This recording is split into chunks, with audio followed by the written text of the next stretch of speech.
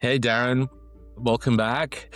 And I want to throw something at you Sure. without notice. I've been thinking about it over the last little while, Yep. and it's this. And the question is, what is the thing that you're most proud of as a leader? A strength, perhaps, but it's also the thing that's holding you back. So what immediately came to mind, and there may be other things, but what came up was, very early in my career or going into my early 20s, still very much, if you will, on the introvert side of the line, right?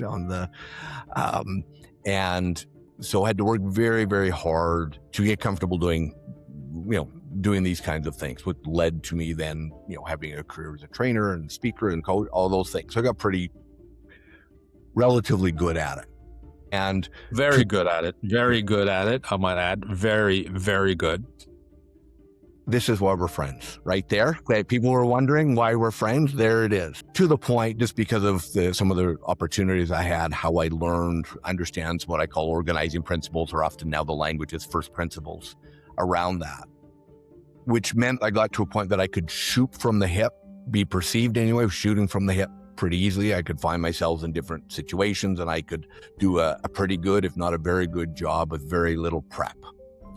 And so I would like to suggest that all the work that I put in to get me to a certain point, I started to rest on that. So there are times that strength, which is my ability to present or to communicate, is a weakness in that I then don't prepare enough, right? Whereas if I maybe wasn't as strong, I would by default have to prepare more to be ready. Does that make sense? Makes perfect sense. And while you were talking, I was thinking and reflecting on the question. I had a similar kind of experience. So one of the things I feel really proud of, if you like, is a lot of people say it to me and I kind of hang on to it and I hold it pretty close to me, is, Andre, you're very wise. You've got a lot of wisdom, and I go, oh, yes. Oof. So I use that and it bit me. It bit me and it bit me hard a few years ago. And I'm going to relay a story. It's a very personal one. But one of my daughters had come home from work. This is when she was working as a manager of a retail outlet. She was very upset. She walked in and I was sitting there and watching TV. So I was, being the dutiful father, I kind of said, what's up? What's going on? She talked about having a really tough day at work. One of her best employees had just resigned. She got caught up in someone shoplifting.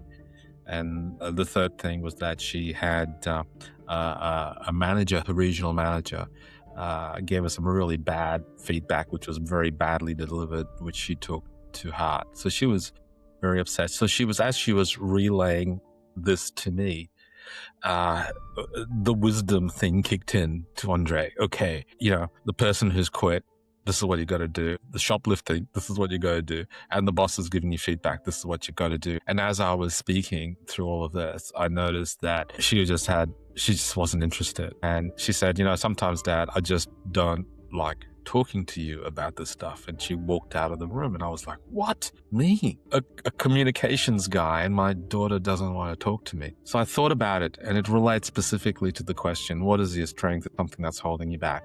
So I went and checked in with her later and I said, well, what was wrong? What did I do wrong? And she said, Dad, sometimes you just make me feel incompetent. And it was like, wow,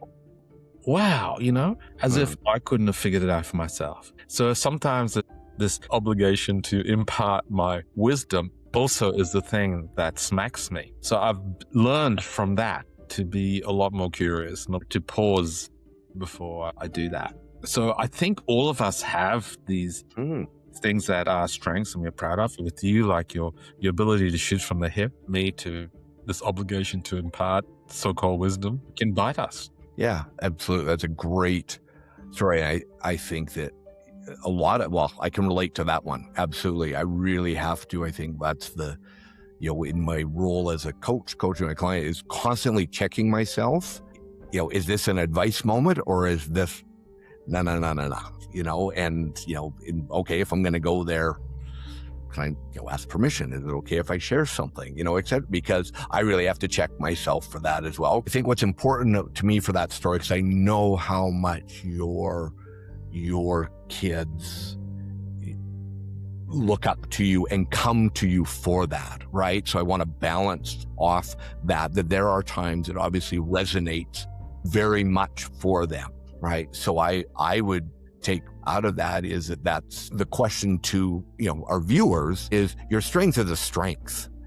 What we're certainly not implying is you want to lose that strength, right? We don't want to lose your wisdom. I don't want to lose my ability to shoot from the hip. What we do want to adjust is what is the calibration here, right? Is this a listening moment, or is this a imparting wisdom moment? Is this a shoot from the hip moment, or is this a, wow, I better really make sure I'm prepared and really make sure I've got, planned out what I want to do or what I'm going to do? So I think that becomes that key is how do you keep allowing your strength to be a strength and not let it turn into a blind spot and then have to have feedback that can sometimes sting a little bit. Yeah. So I think this idea of the overused strength, we talk about sometimes we overplay our hand, and I think that's what this is all about. So yeah, I think as a leader, think about how you show up and be self-aware, as you said, Darren. That whole issue of self-awareness is in how you're coming across, how you're being received, intention and impact, right? So even though I was well-intentioned, the intention-impact gap is significant. Okay. Okay. See you next week. See you next week.